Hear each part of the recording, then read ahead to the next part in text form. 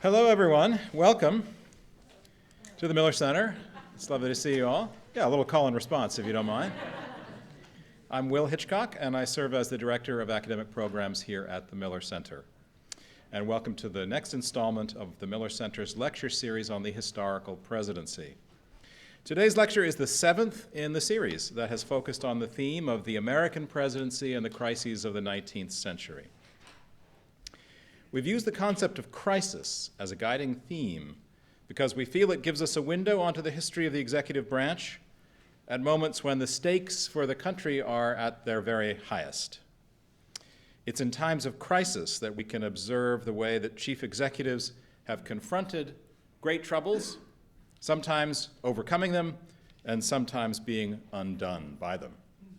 Now, lest anyone think that the Miller Center has fixed its gaze only upon heroes and presidential titans, let me remind you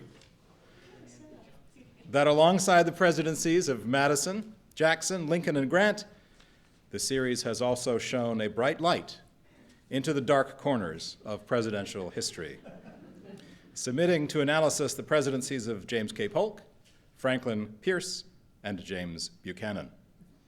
We are, in fact, covering the presidency from top to bottom. And we do so because we need to be reminded from time to time that the presidency of the United States, though a powerful and centralizing office, is nonetheless a place where great dreams are often drained of their promise, where ideals confront the harsh realities of governing, and especially where human foibles are mercilessly magnified. In studying just a few great presidents alongside the many lesser ones, we do learn something about the promise and the limits of our democracy.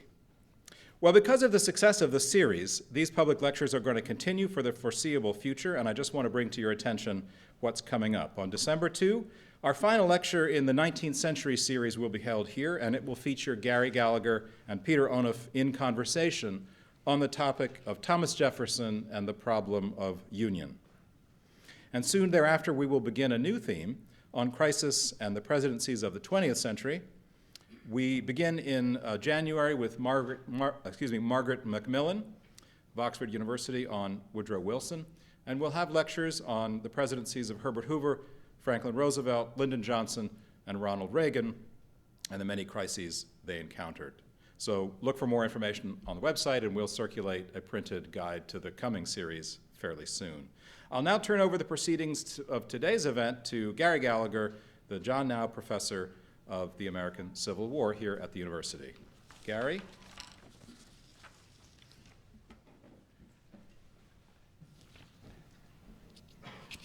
Thank you, Will. Will took care of most of what I was going to say in my comments, and we do this every time, so there's nothing new.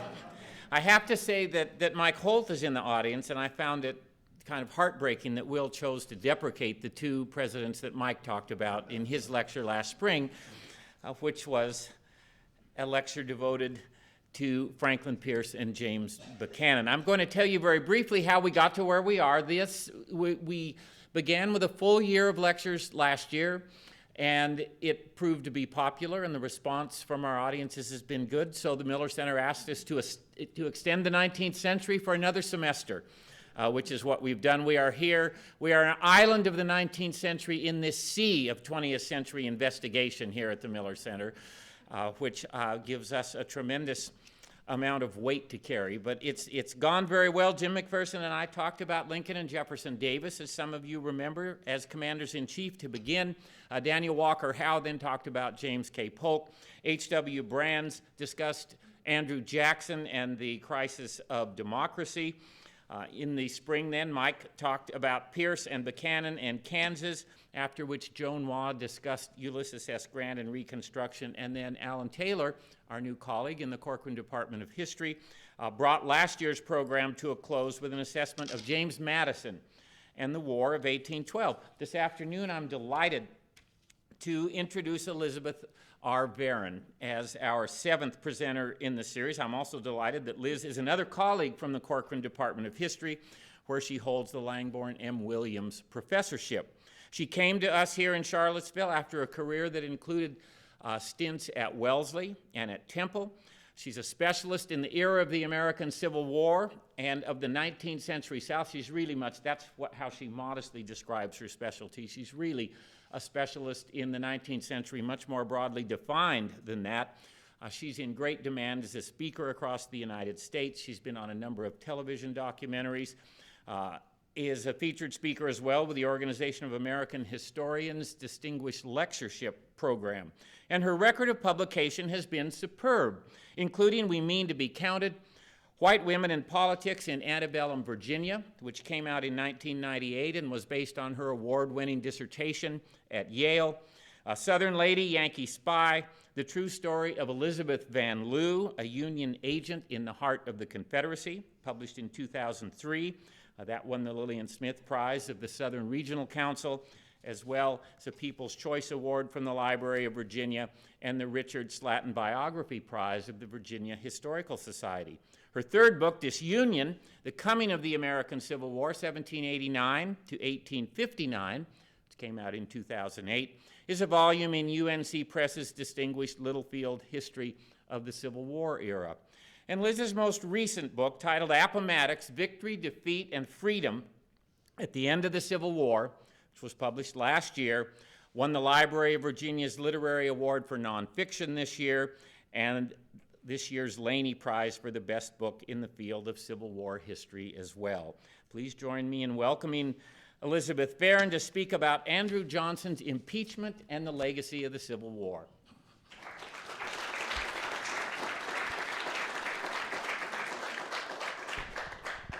Thank you, Gary, for that kind introduction. Andrew Johnson has the distinction of being one of our worst presidents, a good way to start, and also one of the most puzzling. Perhaps no other American leader has experienced so precipitous a fall from grace. During the Civil War, Andrew Johnson was a hero in the North. He was the preeminent symbol of a rare phenomenon, a white Southerner who supported the Union rather than the Confederacy, and even supported President Lincoln's controversial Emancipation Proclamation. Johnson was thus the ideal running mate for Lincoln in the 1864 election. A campaign broadside summarized Johnson's credentials this way, quote, "Look at the conduct and record of Andrew Johnson. When the rebellion began, he was a member of the Senate of the United States from the state of Tennessee. He was of humble origin, but he was honest, upright, industrious, and devoted heart and soul to the welfare of his country. He took ground openly, boldly, and defiantly against the whole scheme of secession and denounced the leading conspirators engaged in it as traitors to their country and deserving the penalty which such crimes merit. From that day to this, the government has had no more resolute, staunch, and determined supporter than Andrew Johnson of Tennessee." Lincoln and Johnson, of course, won the election of 1864 in a landslide. But in a space of just a few years, Johnson would turn from hero to villain. In the midst of Johnson's 1868 impeachment trial, the radical Republican Senator Charles Sumner said this of the now embattled president: "Andrew Johnson is the impersonation of the tyrannical slave power. In him it lives again. He is the lineal ancestor of John C. Calhoun and Jefferson Davis, and he gathers about him the same supporters. It is the old troop of slavery, ready as of old for violence. With the president at their head, they are now entrenched in their executive mansion.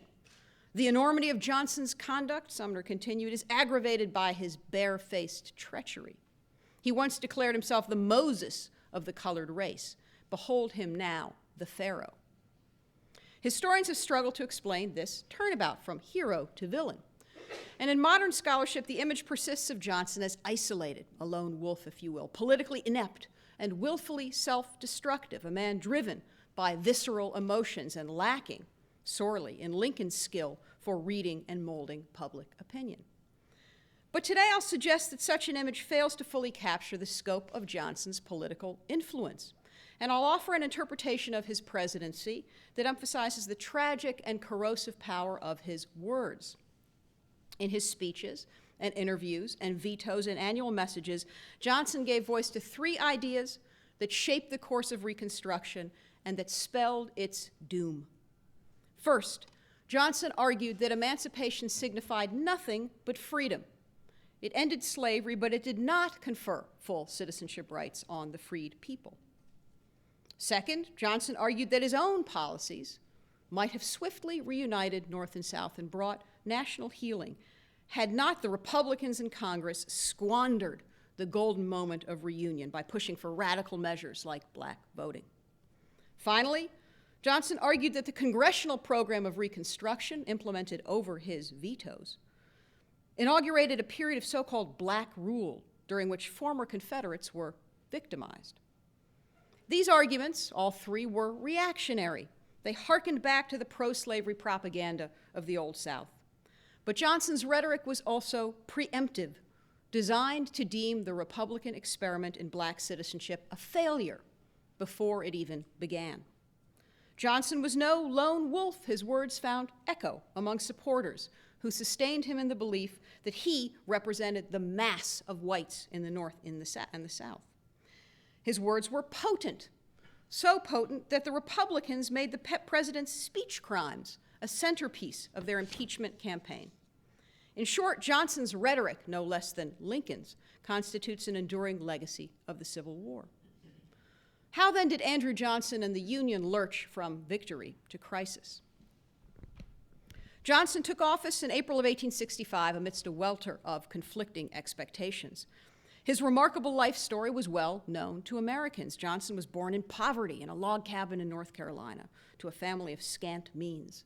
He lost his father at a young age and was put to work as a tailor's apprentice. He fled from service and settled in Greenville, Tennessee, where he painstakingly worked his way up the political ladder and forged a reputation as a champion of the common man, or the plebeians, as he liked to say, in the mold of his idol, Andrew Jackson. Johnson was in his first term as a United States Senator representing the Democratic Party when the war began, and he took a courageous stand against secession. He declared it, and I quote, "an odious, diabolical, nefarious, hellborn, and hellbound doctrine," unquote.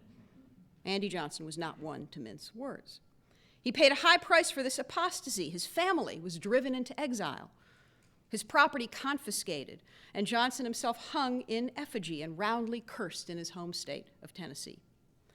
Johnson's Unionism was rooted in the class resentments of non-slaveholding yeoman farmers against elite planters, and in the cultural differences between the mountainous upcountry regions of the South, such as Johnson's own East Tennessee, and the low-country plantation districts.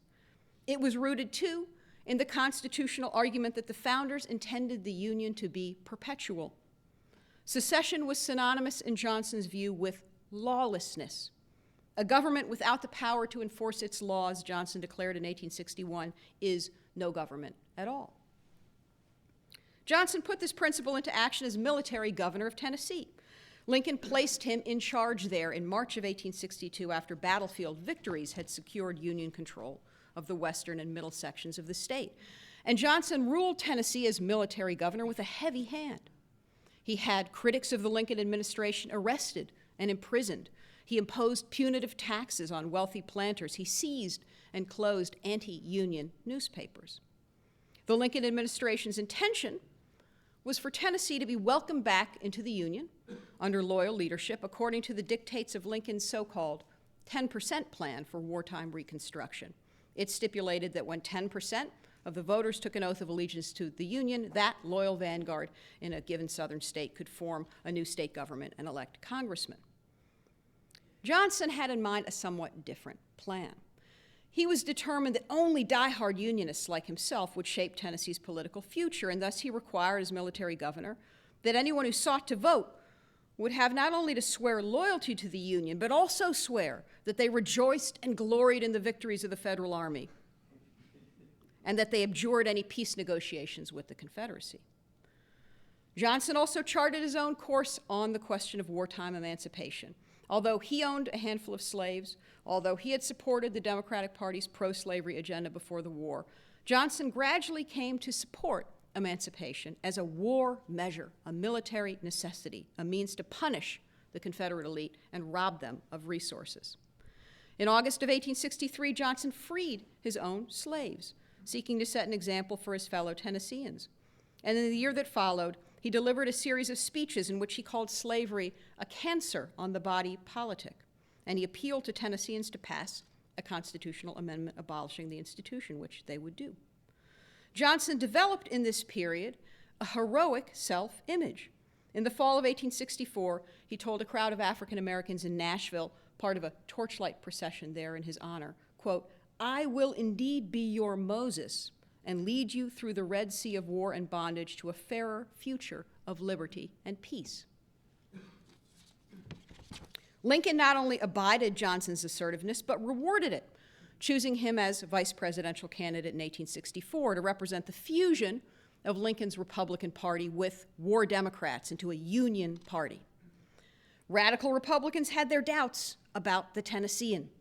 The irascible Pennsylvania Congressman Thaddeus Stevens said of Johnson's nomination that Lincoln should have been able to find a running mate without, quote, going down to one of those damned rebel provinces to pick one up. Stevens wasn't one to mince words either. But the radicals found promise in Johnson's seemingly implacable hatred of the slave power of the Confederate elite and satisfaction in the Union ticket's resounding victory. Once elected, Andy Johnson stumbled out of the gate.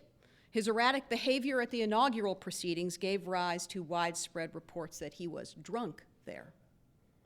But he soon found his footing, and he gave evidence of his tough-mindedness when he proclaimed in a speech in Washington, D.C. on April 3rd, after the fall of Richmond and Petersburg, that, quote, "treason must be made odious and traitors must be punished and impoverished." Lee's surrender at Appomattox on April 9 was a sweet moment of vindication for Lincoln and for Johnson. But of course, the moment was fleeting. Just 5 days after the Federal Army's triumph, Booth's bullet took Lincoln's life. Northerners saw the assassination as a base bid to rob the Union of its victory, to plunge the country again into hatred and bloodshed and chaos. How could Northerners mete out justice to the guilty without being drawn into a vortex of vengeance?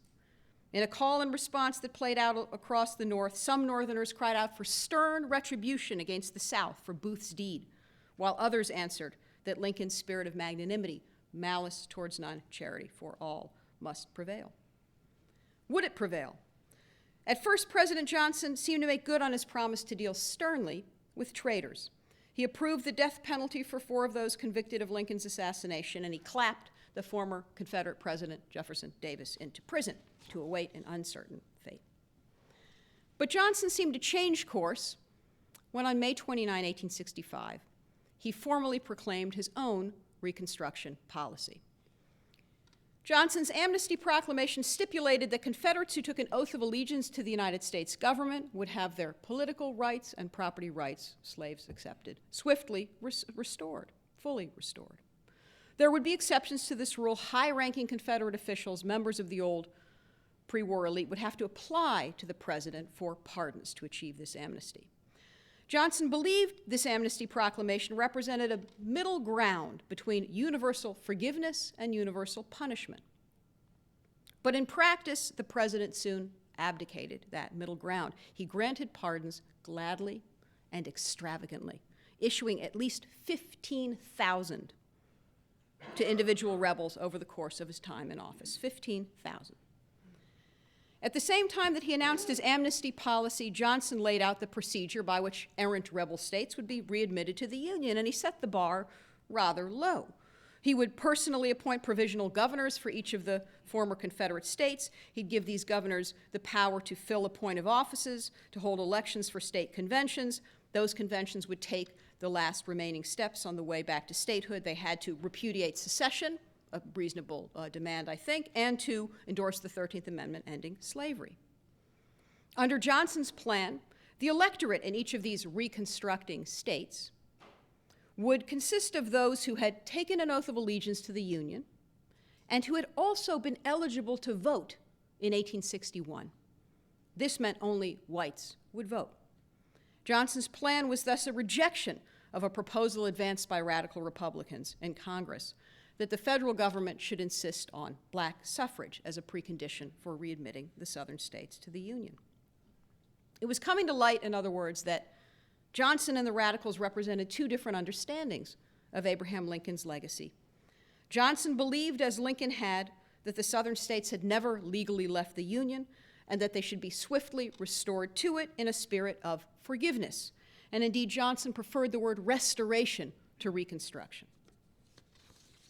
Radicals such as Charles Sumner and Thaddeus Stevens, by contrast, believed Lincoln's legacy was a new birth of freedom, and that the Confederate states, which had reverted to the status of territories under Congress's control, should be reconstructed from the ground up according to the principles of social justice and equality. Johnson believed the power, in other words, Johnson believed the power to set the terms of reunion lay with the executive branch. Radicals believed that power lay in Congress. Moderate Republicans were caught in between. They dominated Congress. They were wary of black suffrage, but they agreed with radicals that Congress should direct Reconstruction. In the brewing conflict between Johnson and the radical Republicans, much would depend on which way these moderates leaned. Johnson's May 1865 proclamations, his amnesty, initiated a period of self-reconstruction, if you will, in the South, during which his provisional governors, his hand-picked men, appointed thousands of former rebels to political office, and in which new Southern state governments pushed the freed people into a state of subordination as close as possible to slavery.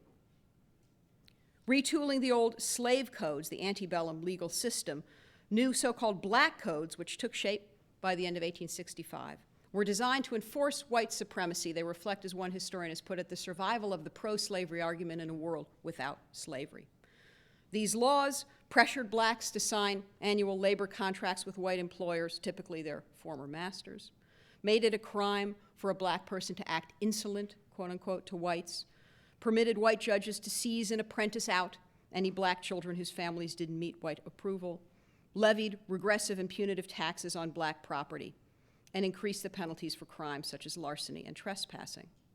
And this regime was enforced during this period of presidential or self-reconstruction. It was enforced by an all-white police and judicial system, and by white patrollers, often composed of Confederate veterans still wearing their gray uniforms. Now, you'll recall that Johnson during the war had declared himself the Moses of Southern slaves. Where was that Moses now? Historians have offered a variety of explanations as to why Johnson so quickly abandoned his tough talk against the Confederate elite and settled into a policy of appeasement. They've cited Johnson's deep-seated racism, his pleasure in having the planter class come before him on bended knee seeking his pardon, his commitment to states' rights — he was an old-school Jacksonian Democrat — his desire to build a new electoral constituency, maybe perhaps even a new political party, composed of conservative Democrats and Republicans as a basis for a presidential bid in 1868. There was a strong connection between these factors. Johnson's hatred for the planter aristocracy, the old elite, was real, as was his support for the abolition of slavery. And paradoxically, his racism linked these two positions. Johnson believed that the greatest achievement of the Civil War was, as he put it, emancipating the white man, by which he meant disenthralling yeoman farmers from the dominance of the planter class, and also breaking the back of what he imagined to be an unholy alliance between Southern white elites and their black slaves, an alliance that had kept the white farmer men like him from his social milieu down. As Johnson put it to a delegation of Charlestonians in June of 1865, the slave of the rich planter, quote, thought himself better than the white man who owned no slaves. He felt himself the white man's superior, unquote.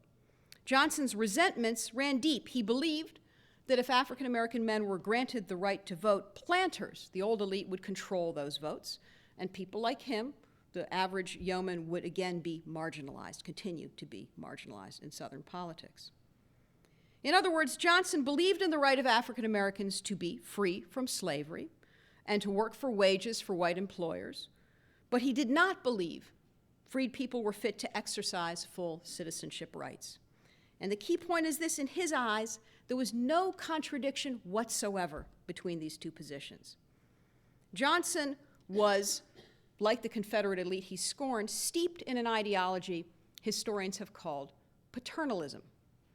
It held that blacks were the childlike wards of their benign white custodians and that whites extended them care and protection in exchange for their submission. Paternalism was a form of pro-slavery racist propaganda that had propped up the slave system before the war. It rested on a series of invidious assumptions, and one of these was that if African Americans demanded rights and power, they forfeited white protection and entered an arena of bitter competition for supremacy.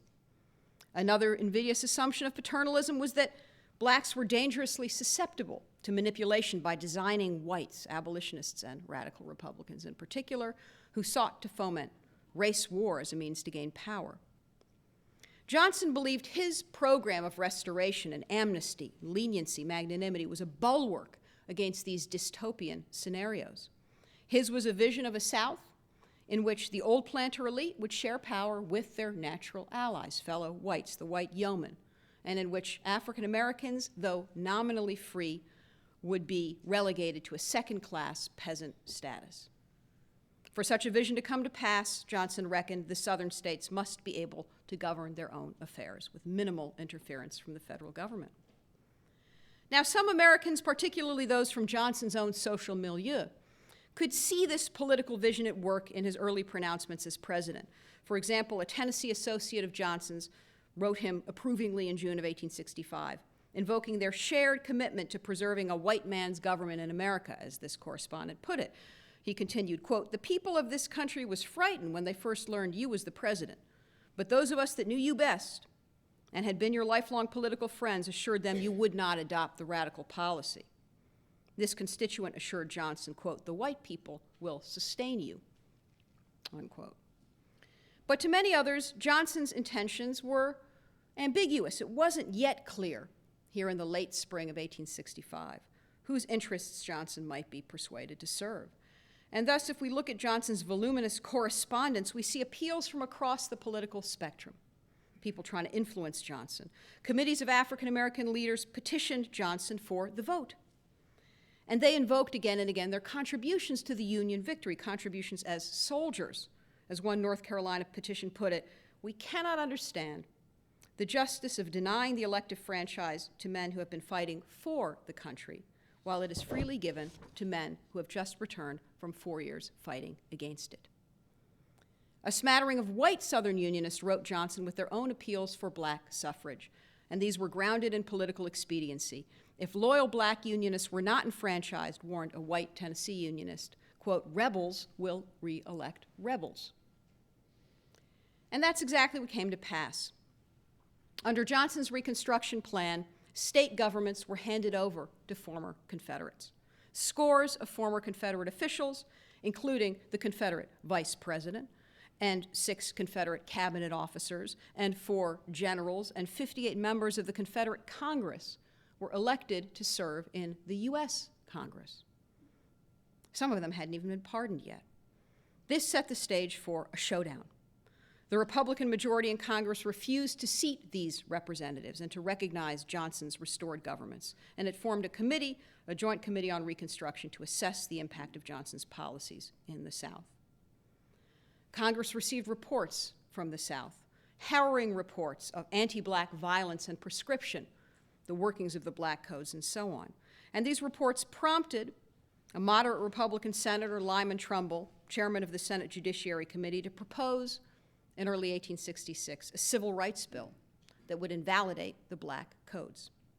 This bill guaranteed the right of national citizens, defined as those born in the United States, to make contracts, bring lawsuits, hold property, claim the full and equal benefit of the laws protecting persons and property. Republican champions of the Civil Rights Bill blamed the state of affairs in the South, the revival of the Confederate temper, as they put it, on Johnson's excessive lenience.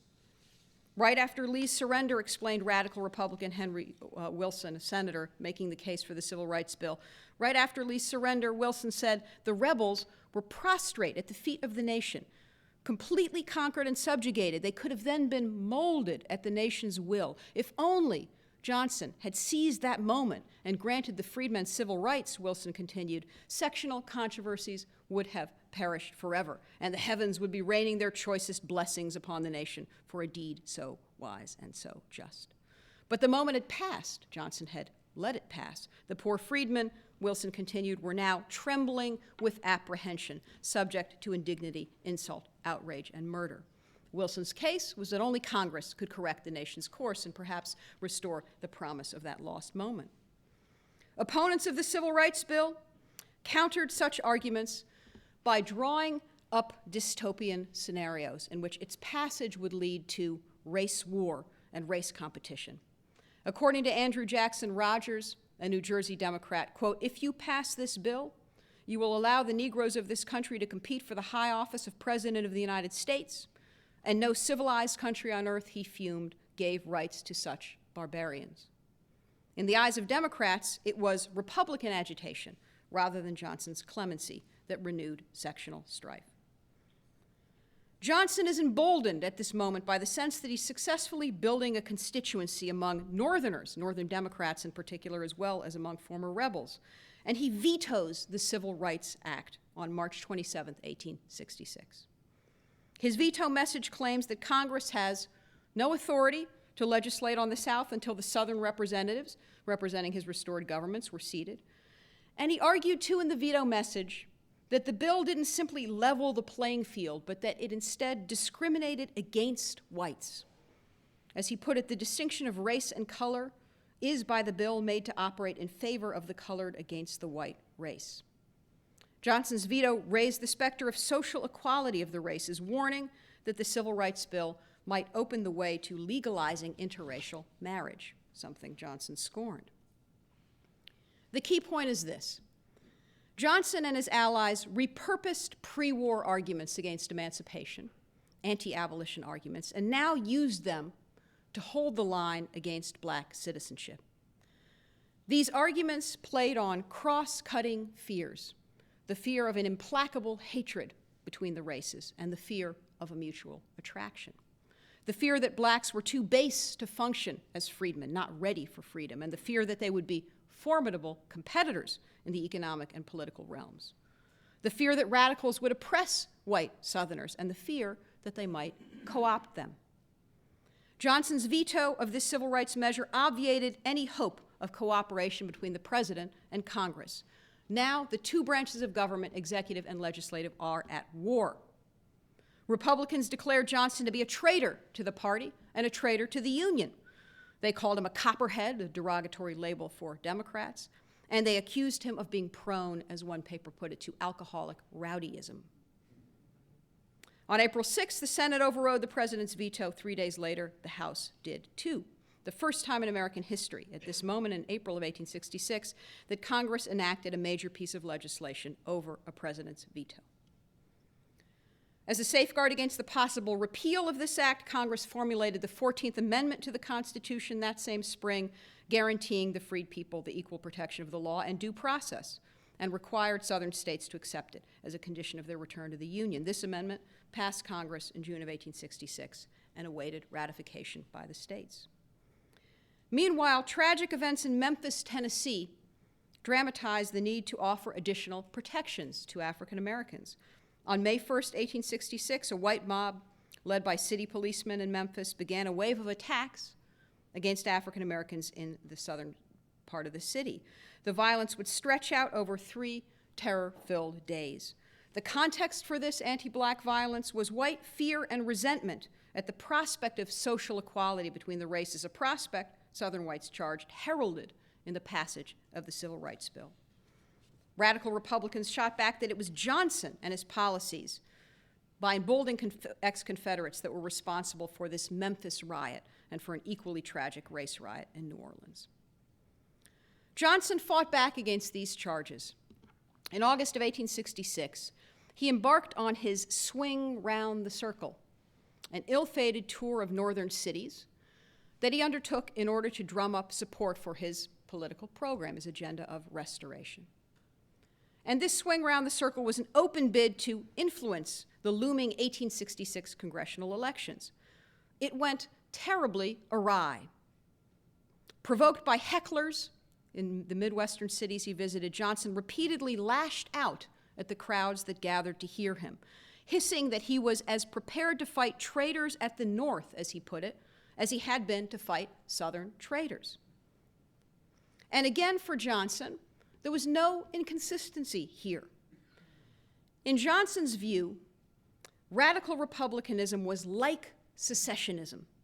Both were forms of extremism which tended toward the destruction of the Union. Having worked during the Civil War to discredit secessionism, Johnson now focused on discrediting radical republicanism. Having cast blacks as the pawns of the planters, he now cast them as the pawns of the radicals.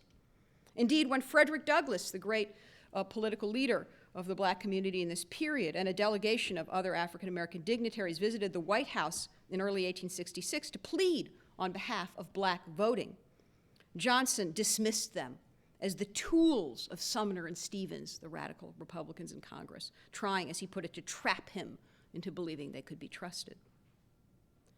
What most angered Republicans who read the press reports of Johnson's public speeches was that he began in this part of our story to brazenly accuse the radical Congress of inciting black violence in the South and of trying to poison the minds of the American people against him. And interwoven with these sputtering accusations that Johnson leveled was a red thread of personal betrayal. Johnson felt himself spurned by the moderate Republicans, those people in the middle he had hoped to win over. Who had run greater risks or made greater sacrifices than himself? Johnson uttered that sentence again and again, rhetorically, alluding to his near martyrdom as a champion of the Union.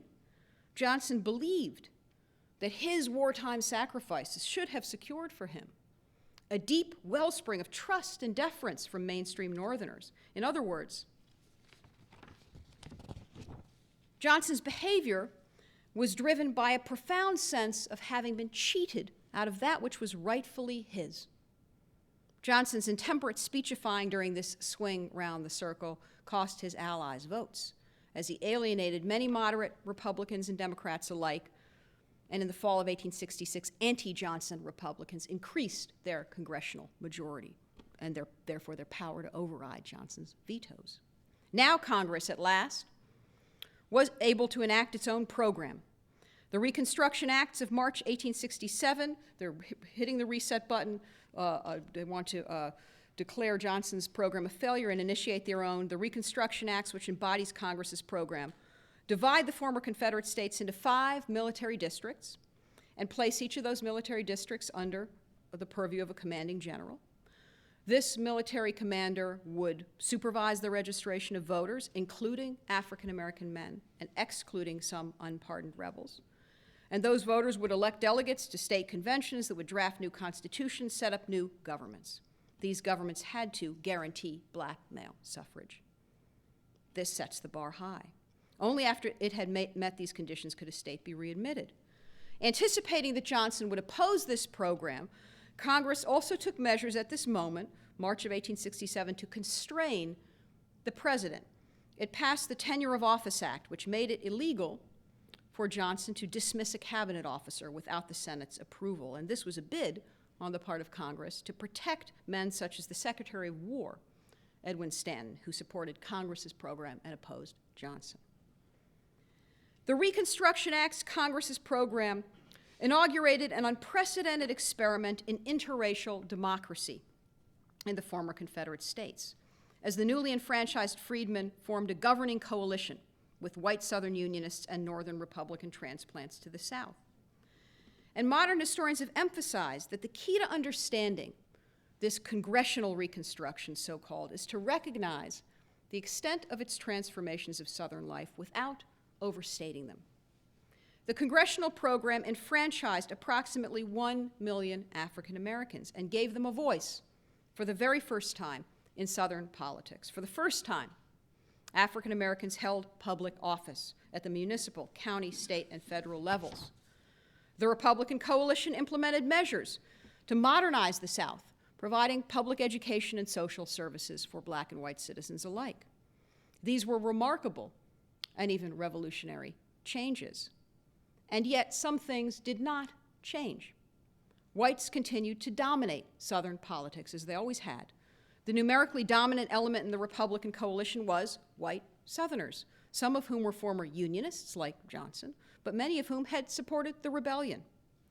Ex-Confederates overwhelmingly retained the right to vote, even under congressional Reconstruction, and indeed, black politicians typically argued against disfranchising these Confederates. They wanted to uphold as sacrosanct the principle of universal manhood suffrage. Even at the height of Congressional Reconstruction, African Americans were underrepresented in Southern politics. They held only roughly 15 to 20% of the elective offices in the South, underrepresented. These are the facts of Reconstruction. But they were facts Andrew Johnson was unwilling to countenance. Indeed, he sought to preempt radical Reconstruction by associating it with vengeance and subjugation and disunion. His veto of the first Reconstruction Act labeled the congressional program an exercise, as he put it, in absolute despotism aimed at Africanizing the southern part of our territory. It would subject whites, he predicted, to, quote, the most abject and degrading slavery. Reprising his argument that blacks would be the pawns of radicals, Johnson insisted that the freed people had not asked for the privilege of voting and that the vast majority of them had no idea what it means. Johnson's veto of the Second Reconstruction Act invoked his own interpretation of a golden moment lost. If his policy of reconciliation had received the support of Congress, Johnson insisted, then, and I'm quoting him, all over the vast and fruitful regions of the South, peace and its blessings would have prevailed. Instead, because of radical intransigence, millions of whites, as Johnson put it, would be deprived of rights guaranteed by the Constitution. Congress overrode Johnson's vetoes. Johnson dug in his heels. The House Judiciary Committee began to explore the possibility of his impeachment. The Constitution stipulated that the grounds for impeachment were treason, bribery, or high crimes and misdemeanors, but it remained unclear just what that meant. Did the phrase refer to general malfeasance in office, or was it necessary to prove as an impeacher that the president had broken a criminal statute, had committed an indictable offense? In early 1867, a minority in the House tried to bring impeachment forward, but the committee that investigated the matter concluded that at that point there was not yet evidence of high crimes and misdemeanors. But then Johnson turned more aggressive. In August of 1867, he began to remove from office men who were zealously carrying out Congress's program, including Union war hero Philip Sheridan, who was the commander of the Louisiana-Texas district, one of those 5 districts set up in Congressional Reconstruction, and Secretary of War Stanton himself. Johnson requested Stanton's resignation. He wanted to get him out of the way. And when Stanton refused to tender it, the president suspended the Secretary of War and named U.S. Grant as his interim replacement. In the fall of 1867, the House Judiciary Committee again recommended impeachment on the grounds of usurpation of power by Johnson, only to have it voted down. Congress is trying, but failing, to get the impeachment movement underway. Johnson, meanwhile, is unchastened and unrepentant. His third annual message to Congress, delivered in December of 1867, again hammered at what were becoming for him familiar themes, the theme of a golden moment lost and of so-called black rule. In Johnson's view, the Southern states had shown every sign back in the spring of 1865 of having learned their lessons. Restoration in the first moment of peace could have been easy and certain, he said, if only Congress had supported him. Johnson again staked the claim that the enfranchisement of blacks portended their domination of the South. There was, in his mind, no possibility of interracial democracy, only of a zero-sum game, the supremacy of one race over another. If the inferior obtains the ascendancy, he warned, it will govern with reference only to its own interests and create such a tyranny as this continent has never yet witnessed. In an interview he gave with a newspaper, the Cincinnati Commercial, later that December, Johnson defended himself against the charge that he was politically inconsistent, recalling that Nashville speech, 1864, in which Johnson had told blacks he would be their Moses. He explained to his interviewer that he hadn't at that moment advocated Negro supremacy, as he put it. Johnson continued, because I wanted the Negroes to be free and enjoy their rights, it does not follow that I want them to be the ruling class in 11 Southern states. Again, they weren't the ruling class in any Southern state then or ever, but Johnson was weaving this myth of black rule. And he was doing it in a way that, once again, repurposed old arguments, if you will, arguments that dated back to the decades before the war. Before the war, defenders of slavery, in order to foster solidarity among white Southerners, had dramatically exaggerated the power of the abolitionists. Now, Johnson dramatically exaggerated the power of African Americans. In the post-war context, this tactic reflected a profound sense of loss among white Southerners. For whites who had been the ruling race, a world of black freedom and voting seemed to be a world turned upside down. But these tactics were also knowing and cynical, marshaling fear and prejudice in order, again, to preempt, to thwart the Republican effort to remake the South. It's tempting to think of Johnson as a man out of step with his times, but in fact, his rhetoric resonated with many whites in the North as well as in the South. His allies joined him in the work of declaring radical Reconstruction a failure and a travesty before it even started.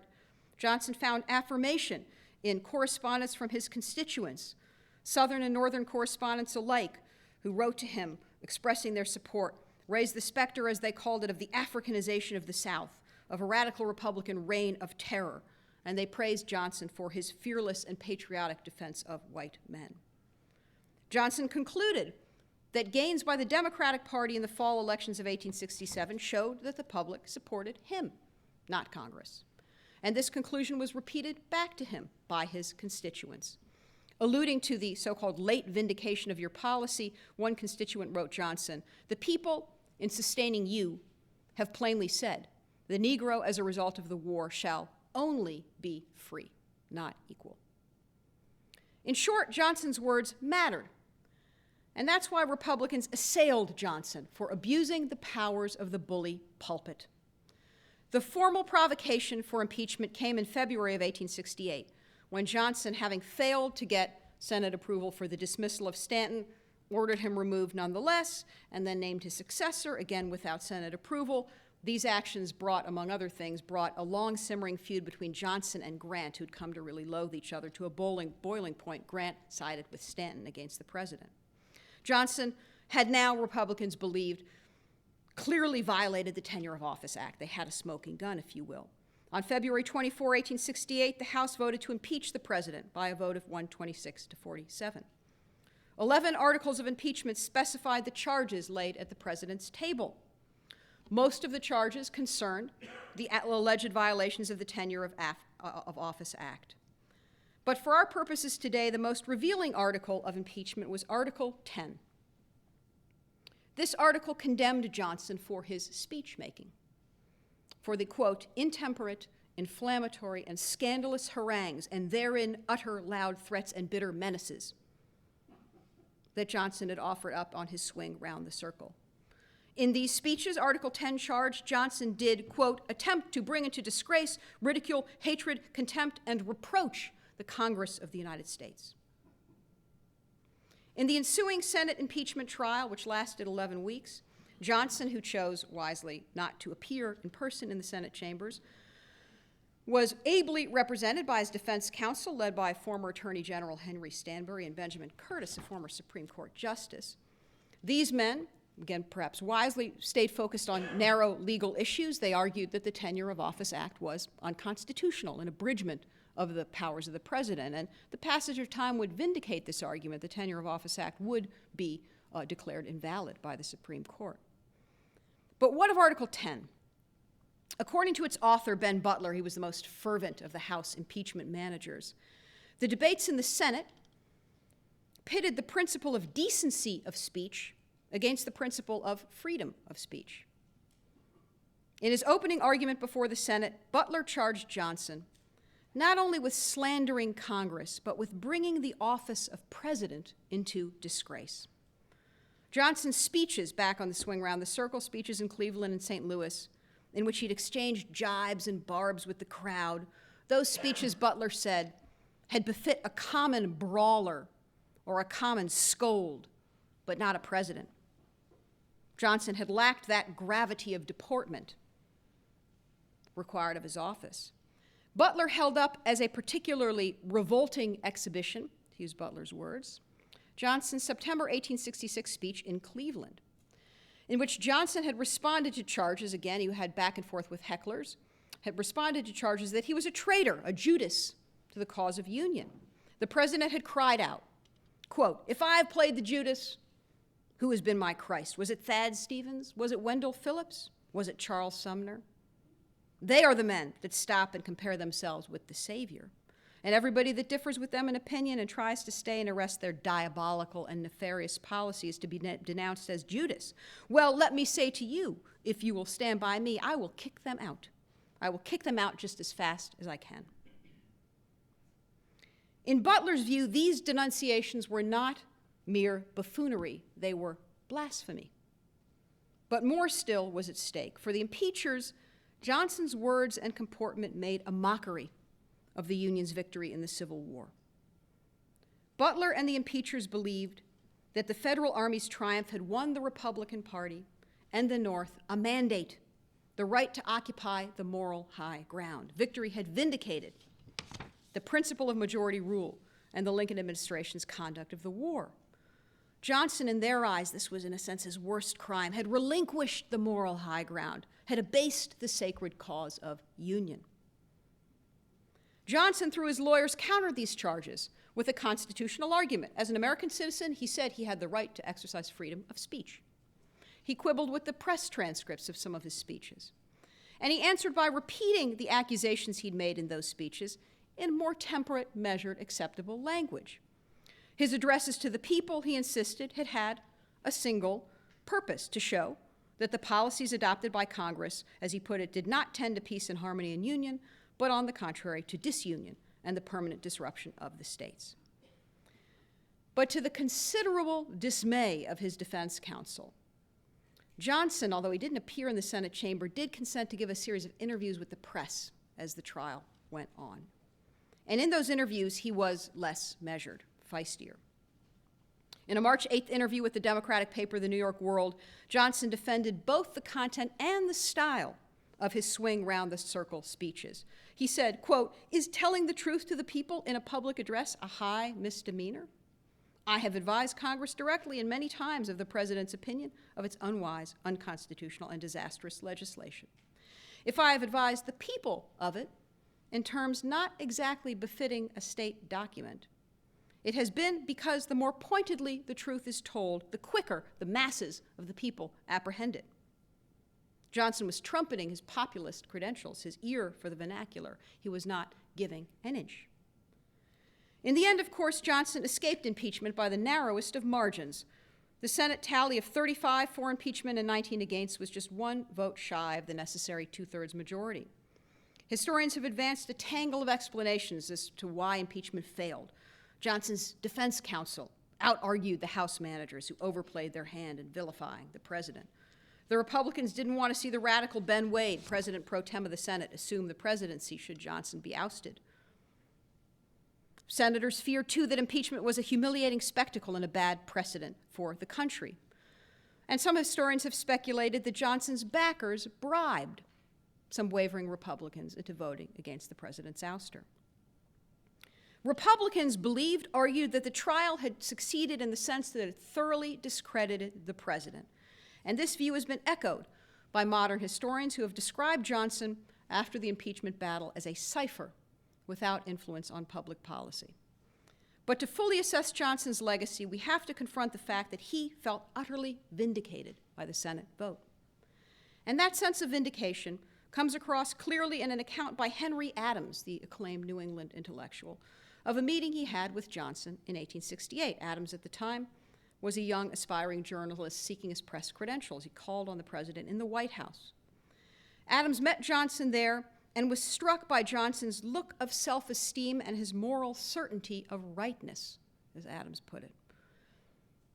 To Adams, a Boston Brahmin, this was a distinctly Southern conception of right. As Adams explained, quote, "The Southerner could not doubt.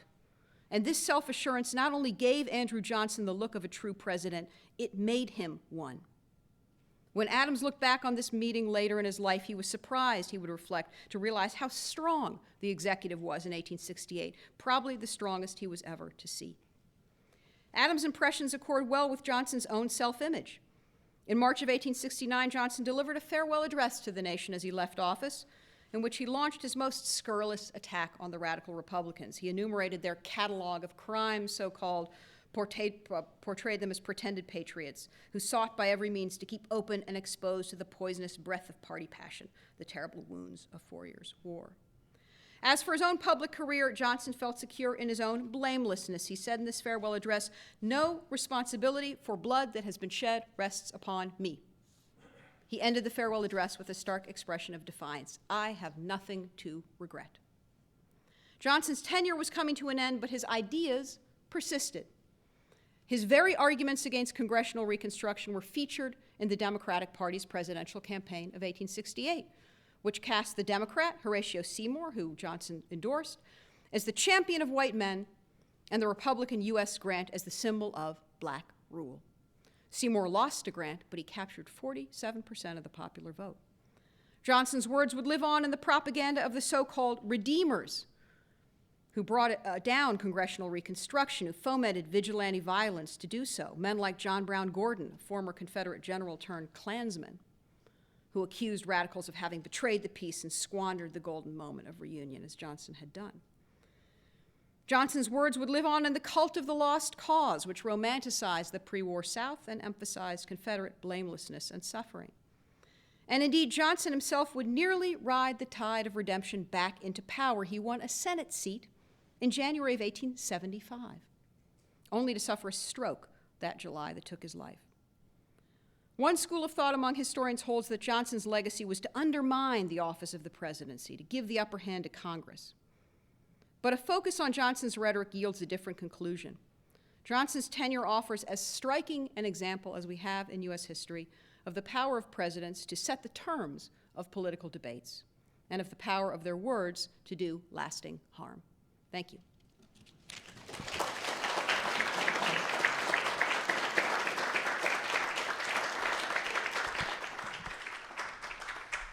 We're going to follow our usual format now, which is to say that Liz and I are going to just have a conversation for a few minutes, and then we'll open the floor to questions from all of you, to questions only, not to filibustering on your part. If it seems that there's not a question even lurking in the future, we'll go to the next person.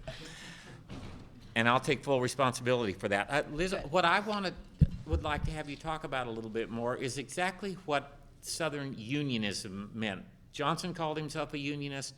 He's put on the ticket because Lincoln thought he would appeal to Northern Unionists. What does that mean exactly? So Southern Unionism is this slippery phenomenon. Unconditional white Southern Unionists were pretty few and far between. They, however, had a symbolic importance that exceeded their numbers.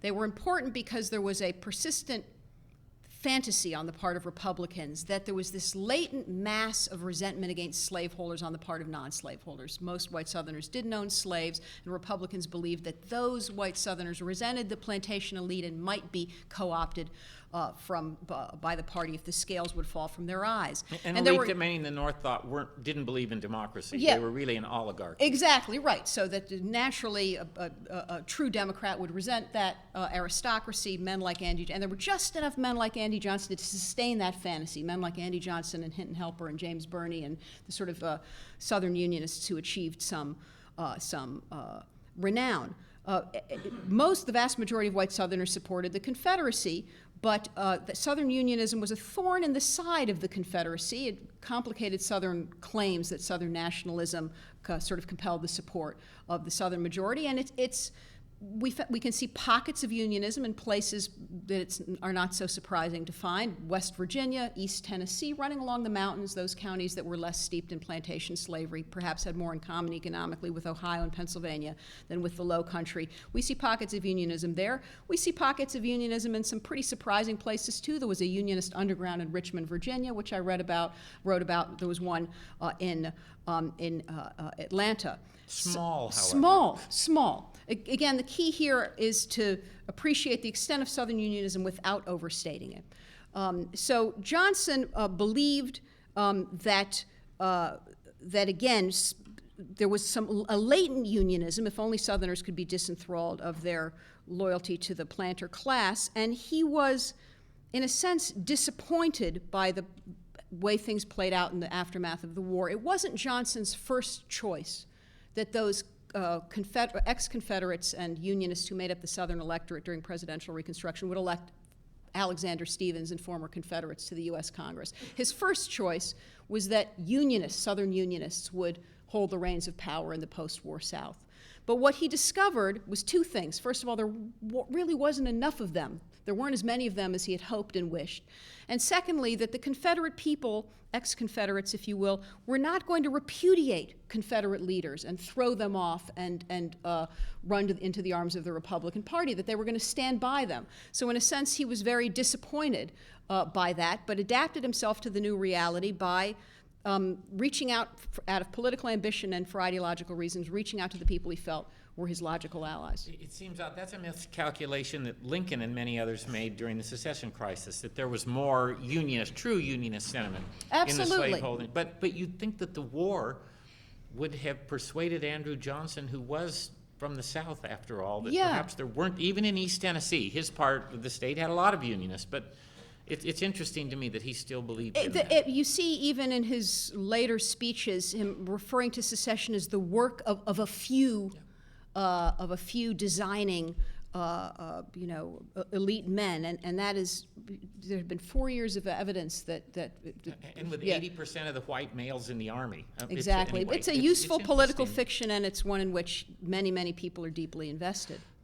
One of the images of Johnson is that he ended up as a person without any friends. He was isolated. He's sort of like John Tyler, who's a Democrat and then he's a Whig, but he's not really, and what is he really, and nobody likes him. And is that your sense of Johnson?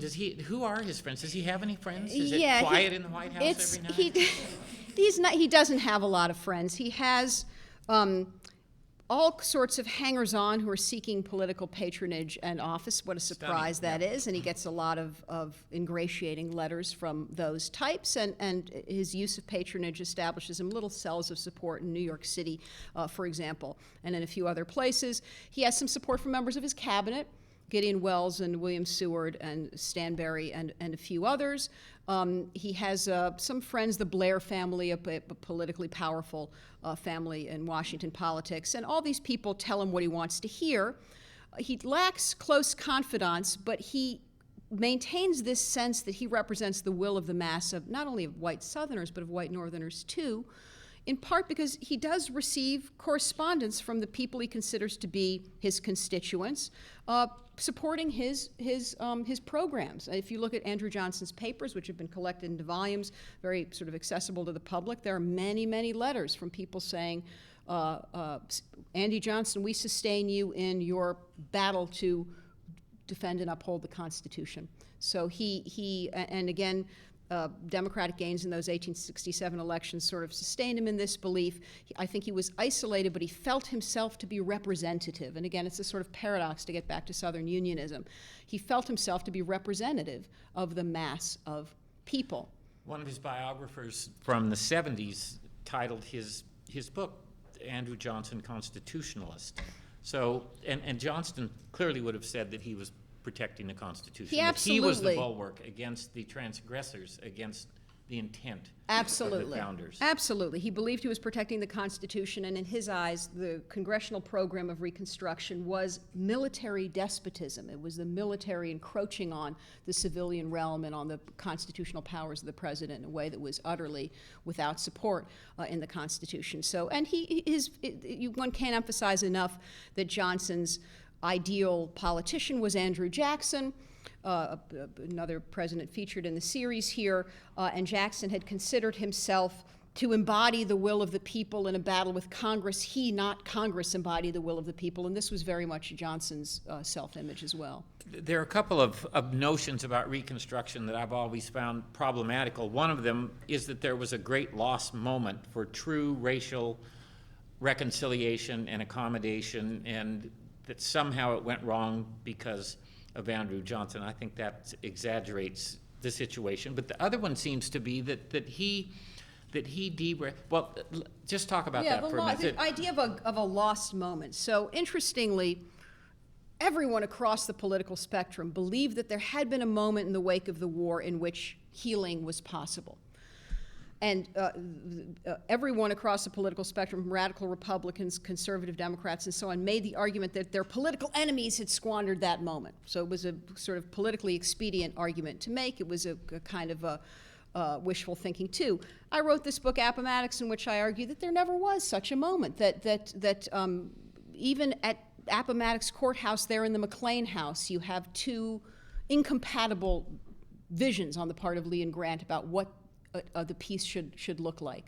But it was a powerful notion. It was grounded in part in American exceptionalism, if you will, a sort of belief that Americans had ended their war in this uniquely civil way, and that there was a moment to be grasped there.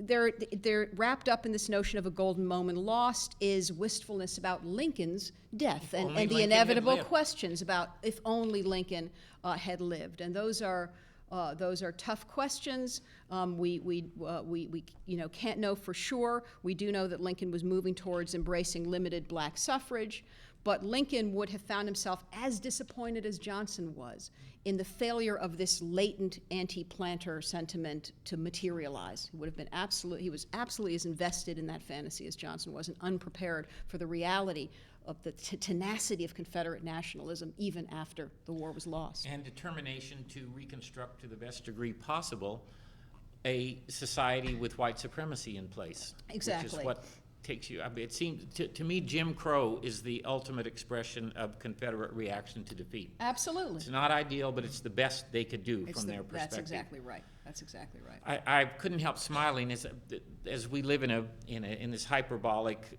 world where we've never been as divided politically as we are, and politicians are so mean to each other now. They say mean things to one another, and as you quoted Butler and Henry Wilson and Andrew Johnson, it seems they were sort of mean too, very hurtful with one another. They said, right. Today's politics is child's play. It's nothing compared to this. It's truly nothing compared to the kind of invective that these men hurled back and forth. And and people noted this at the time. It's a little ironic that Butler was criticized. Butler of all people, the defender of gentle language, when Butler himself loved to provoke and never missed an opportunity to do so. But I think that the studies of the impeachment have tended to downplay Article 10, to see it in a way as Butler was the author of that article, which singled out Johnson's speech making. But I think that the offense Republicans took at the speech making, it really is revealing. Again, it reveals how angry they were that he had given up the moral high ground, conceded the moral high ground, and debased the Union victory. I thought they took this very, very, very seriously. It does show that it matters who's chosen to be vice president on a ticket. It matters who's chosen to be vice president, right? And Lincoln's team of rivals. Well, it didn't work out so well in this instance, and we can say, well, Lincoln didn't know he was going to be assassinated. Lincoln knew his life was in danger, and there were campaign documents that said, should Lincoln be assassinated, Andrew Johnson's just the right man to carry his legacy. So it's not as though it didn't occur to people that Lincoln might be lost. Johnson's true nature wasn't understood well enough. When Johnson was drunk at the inaugural proceedings, and there's some mixed evidence there. He may have been battling with sickness, typhus, for example. He may have been, that may have been a kind of medical, self-medicating moment there where he drank too much whiskey before he addressed the Senate chamber, taking the oath of office and all that. He behaved terribly. He harangued the crowd. And, Lincoln was saddened by that, but he said, Andy Johnson's a good guy. He stumbled, but he's not a drunk. He's going to get his act back together. And he did, in a way. We'll open it up in just a minute, but I want to ask you one last thing, and that is, what was his attitude toward the possible trial of Jefferson Davis? Did he want that? Did he not want that? I think he was ambivalent about it, and I think that in a sense, we'll have to recall that while we don't know exactly what Lincoln would have done, we do know that Lincoln said before he was assassinated that it would have suited him fine if Jefferson Davis had slipped off into Latin America and gotten away. So there's I think Johnson has a real animus against Davis and Robert E. Lee. He goes after Lee, and Grant defends Lee. And Johnson had clashed with Davis when they were both in Congress. I mean, there was bad blood there for sure. But I think Davis represented everything. And Davis represented everything he hated. But I think that there was also concern on the part of all those who considered extreme punishment about martyring these men. All right, we'll open the floor, and there's a microphone in the back right there that I think it's best if you approach.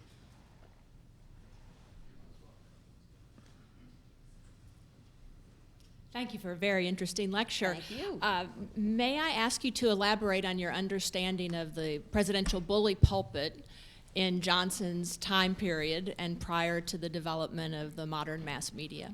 Yeah, so generally presidents in this sort of state of play were not supposed to get out and campaign on their own behalf. They had other ways of reaching the public. People have observed that Lincoln, for example, used the open letter as a kind of ersatz press conference. He would sometimes publish letters to the newspaper responding to a letter he had received, knowing that they would be widely circulated, and it was a way to make his opinions known, and many of those letters were famously, beautifully crafted and sort of perfect responses to the moment. Johnson had a long-standing reputation for being just about the best stump speaker in the country. I mean, he relished stump speaking, and he was known before the war, during his political rise, for having been particularly adept at dealing with hecklers. This was a man who could, you know, shout down a heckler. So he relished this, and he did more public speaking, more stump speaking, more interviews with the press than was customary, or than, again, his cabinet members, his defense team would have liked.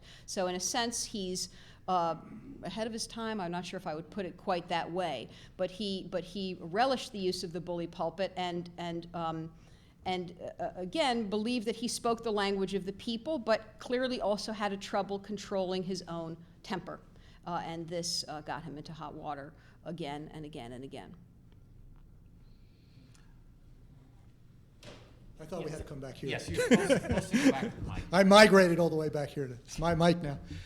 Thanks, Liz, for a great talk. And I, as a student of the presidency, I appreciate a lecture which indicates that even somebody like Johnson reveals the importance of the office. You kind of justify stuff that we do. I wanted to kind of put a little more, ask you to put a little more fine point on Johnson's influence. I've always been fascinated by the Compromise of 1877 that Mike Holt here has written a fine book on, which really puts an end to Reconstruction, and the North becomes formally complicit in ending Reconstruction to get Rutherford B. Hayes elected to the presidency. Maybe we should have a lecture on Rutherford B. Hayes. Yeah, I think that's a great idea. But I wonder how much you think Johnson paved the way for that reconciliation, that shameful reconciliation, or whether things might have generally headed in that direction anyway. Your lecture leaves that, and I think it's appropriate, ever so slightly ambiguous. Mm-hmm. After all, as your discussion with Gary suggested, Lincoln was having problems with Congress and the Wade Davis bill and the manifesto that came out of that. So that's basically my question. Yeah. How important is Johnson I as think an intermediary? I think he's very important. Again, I think we can't underestimate the importance of his choice to promulgate these ideas, particularly the black rule idea, which was not only, again, a distortion of what actually happened on the ground, but a preemptive argument. I can't emphasize that enough. And although Lincoln would have encountered the same or experienced the same disappointment in finding this Southern Unionism not materialize, Lincoln would not have given up the moral high ground, given the moral high ground to the South in the way that Johnson did. So Lincoln's second inaugural, very clearly, he believes there's complicity on both sides. He emphasizes that complicity, but we were talking about this before we met. We shouldn't let that obscure the fact that Lincoln believed there was a right and wrong in the war, and that the Union was in the right, and he wouldn't have abdicated the moral high ground the way that Johnson did, and he wouldn't have reached back, as Johnson did, almost instinctively for what I was trying to emphasize were pre-war pro-slavery arguments and tactics that both Southern defenders of slavery and that the Democratic Party, as in its campaigns, had reached for again and again. So in that sense, your idea of an intermediary is perfect because he represents continuity. These tactics exaggerating the power of your opponents, painting dystopian scenarios at the very hint that there might be a chance for some reform, even reform around the margins. These were tried and true tactics of the Democratic Party, and Johnson kept them alive. And he would have understood perfectly well that he's on the ticket Right. to appeal to Democrats. Absolutely. Lincoln can't save the Union with only Republicans. He needs Democrats too. And on questions of, never mind emancipation, some Democrats supported emancipation for the same reasons that Johnson did, to defeat the Confederates. That has nothing to do with racial equality. It has Right. nothing to do with black people ruling Right. after the war. And he would have understood that the Democrats are a significant proportion of white Northern voters. Exactly. And he's preaching to the choir He there. is, and understood it. he flirted with the idea of supporting this National Union Party movement, revived that label. The Republicans had adopted that label during the war. They reverted to the Republican label after it, but Johnson thinks, well, maybe I can form a new party of all the people who draw that same line, yes to emancipation, but no to black civil rights and to black political participation. And Democrats regained control of the House before he died. Exactly. I mean, anyway, right. it's yeah. complicated. So I think that intermediary image is just right. And Mike is smiling. I always wonder when Mike Holt has a smile on his face. It's a good thing, I think. Thanks. Want me to give the Amazon There he goes. But there's somewhat, Mike, you're second in line back there. I was wondering what the status was of the black vote in the northern states. Yeah, not good. So this is one of the things that The northern states were rushing to grant the there's- franchise right, to black 5 people. New England states in which blacks could vote, but they couldn't vote elsewhere. And this is something that people like Johnson, who opposed black suffrage, invoked as a sort of a sign of hypocrisy. Those Northerners who were demanding it in the South were unwilling to grant it in the North. Of course, the Congressional program of Reconstruction will enfranchise African Americans in the South. It will make more glaring this disparity, the fact that they can't vote in much of the North, and the 15th Amendment in 1870 that grants African American men the vote across the board is meant, among other things, to remedy that discrepancy. But I mean, we can't emphasize, it gets back to your point, you can't emphasize enough how deep racism runs in the North, what a second-class citizenship African Americans in the North have, and this is something that's invoked by Johnson Even though there are supporters, hardly any black people in the Right, free states. right. Black people overwhelmingly live They're very in much proscribed. almost 99% of black people, according to the 1860 census, lived in the slaveholding states in 1860. Mike, it's all yours.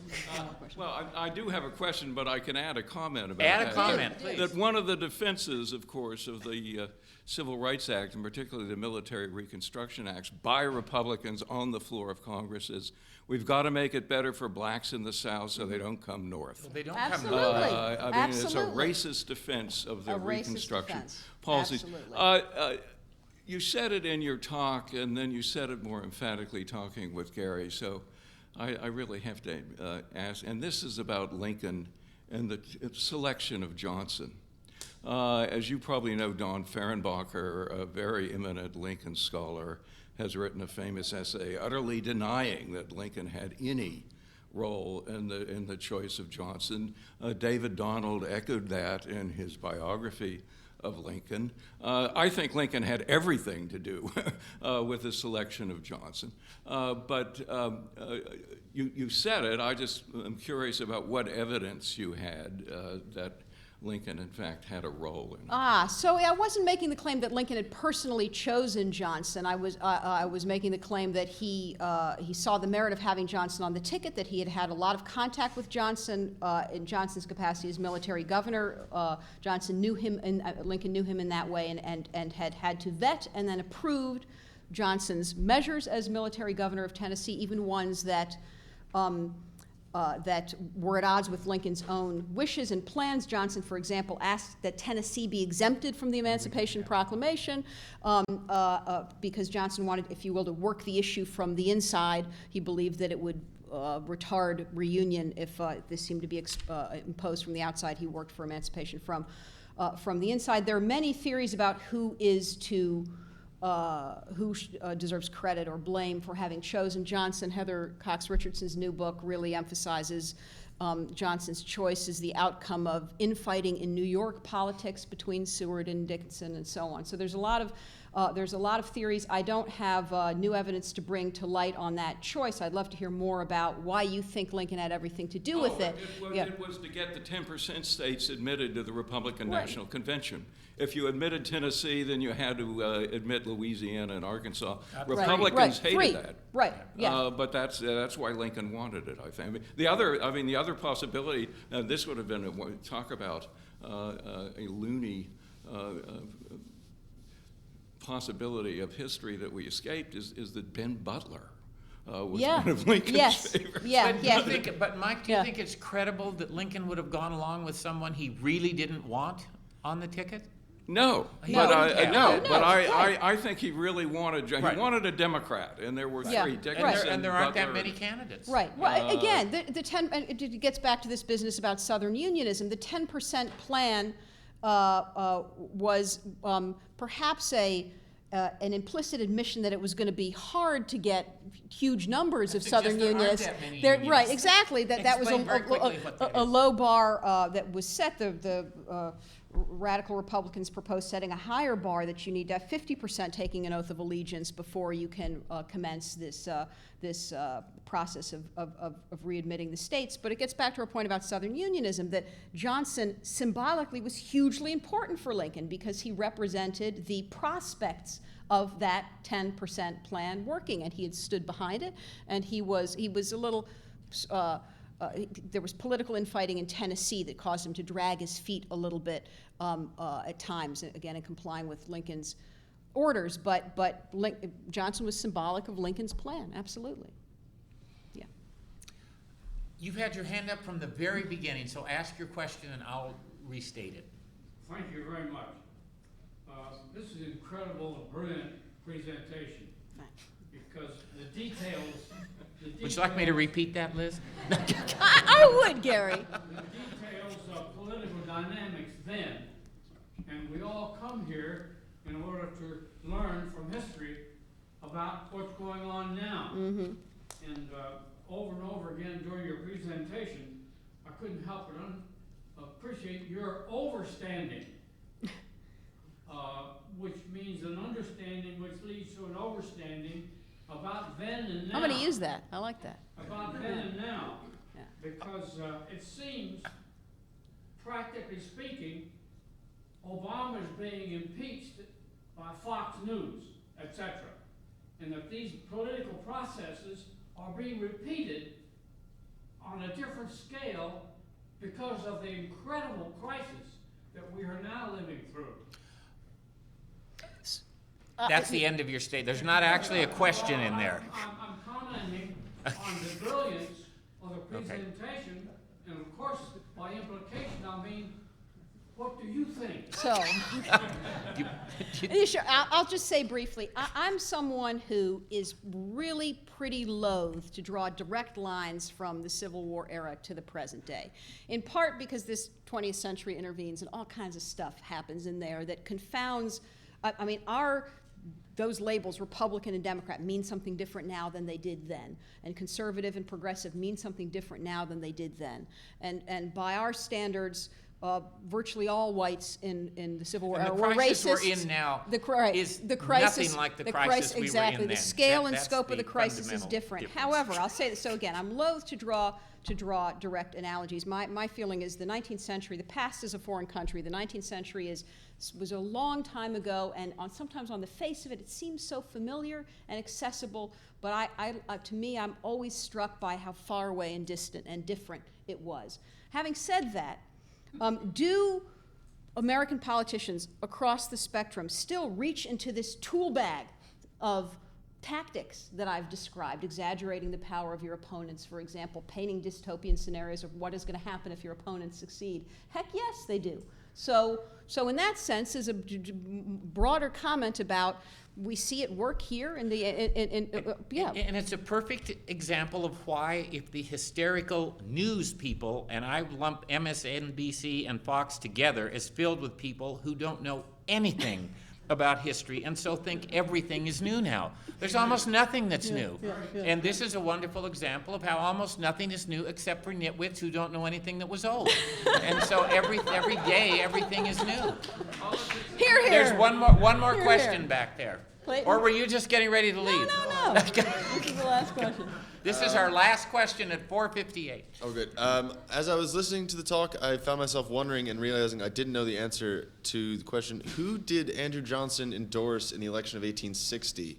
And what does that tell you? Breckinridge. It was Breckinridge. Breckinridge, yeah. So, and again, I mean, odd. you know, so on the face of it, I think that there was some talk of his maybe being Douglas's running mate. He endorsed Breckinridge, and that just points up that Breckinridge's candidacy, just trying to decide what Breckinridge was up to, you know, whether he thought he could win, whether he knew he would lose, whether he was hoping for some sort of fusion. You know, Breckinridge was a bit of a shapeshifter. He could symbolize different things to different people depending on what they figured his intention was. You know, was he just basically losing on purpose, go down with honor as a pretext for secession, or, you know, et cetera. But yeah, so Johnson supports Breckinridge, but then very quickly repudiates the secessionists. Thank you very much for coming this afternoon.